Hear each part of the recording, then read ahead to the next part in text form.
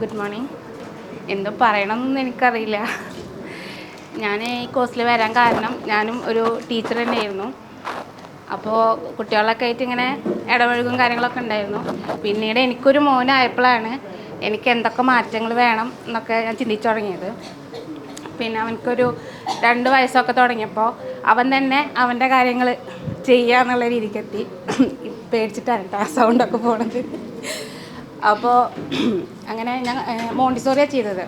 അപ്പോൾ അതിൽ പറയുന്നുണ്ട് മക്കളെ എങ്ങനെ നമ്മൾ അവരുടെ സ്വയം അവർ ചെയ്യേണ്ട കാര്യങ്ങൾ, ഈവൻ ഒരു ബട്ടൺ പോലും ഇടാനും നമ്മൾ ചെയ്ത് കൊടുക്കരുത്, അവർ തന്നെ ചെയ്യട്ടെ എന്നുള്ള രീതിയിലൊക്കെ നമ്മളതിൽ പഠിക്കുന്നുണ്ട്. അപ്പോൾ അതുപോലൊക്കെ ഞാൻ അവനെയും ചെയ്യിക്കുമായിരുന്നു.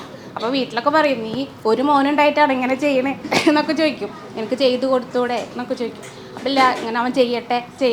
ഇപ്പം ഞാൻ ആ ഒരു കാര്യം വെച്ച് നോക്കുകയാണെങ്കിൽ വളരെ ഹാപ്പിയാണ്. കാരണം അവൻ്റെ എല്ലാ കാര്യങ്ങളും, ഇവൻ എന്താ പറയുക, ഡ്രസ്സ് ഇട്ട് കൊടുക്കണ്ട, കുളിപ്പിക്കണ്ട, ഒന്നും വേണ്ട, അവൻ്റെ എല്ലാ കാര്യങ്ങളും സ്കൂളിൽ പോവുകയാണെങ്കിലും എണീപ്പിക്കുക എന്നുള്ളൊരു ഡ്യൂട്ടി മാത്രമേ എനിക്കുള്ളൂ. ബാക്കി എല്ലാ കാര്യങ്ങളും അവനാണ് ചെയ്യുക. അപ്പോൾ അങ്ങനെയൊക്കെ ആയപ്പോൾ എനിക്ക് തോന്നി ഇനിയും കുറേ കാര്യങ്ങൾ എനിക്ക് അവനിൽ ചെയ്യാനുണ്ട്. നമ്മൾ വളർന്ന പോലെ അല്ലല്ലോ നമ്മുടെ മക്കളെ വളർത്തേണ്ടത്.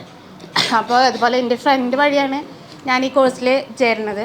അപ്പോൾ അത് മാമിനാണ് വിളിച്ചത്.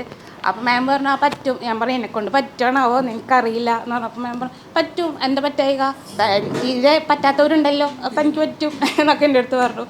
അങ്ങനെ ഒരു കോൺഫിഡൻസിലാണ് ഞാൻ ഈ കോഴ്സിൽ വന്നത്.